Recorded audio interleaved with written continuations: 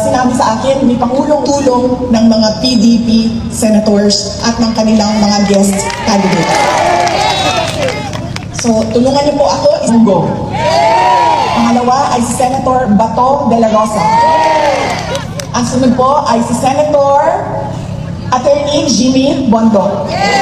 Ang susunod ay si Senator Attorney J.V. Hinlo. Ang susunod ay si Senator Attorney Raul Lambino. At ang panghuli po ay ang ating kaibigan, si Mr. Senator Philip Salvador. Yan po ang candidates ng PDP. At ang kanilang mga guest candidates ay unang-una si Senator Attorney Rodante Marcoleta, si Senator Attorney Vic Rodriguez,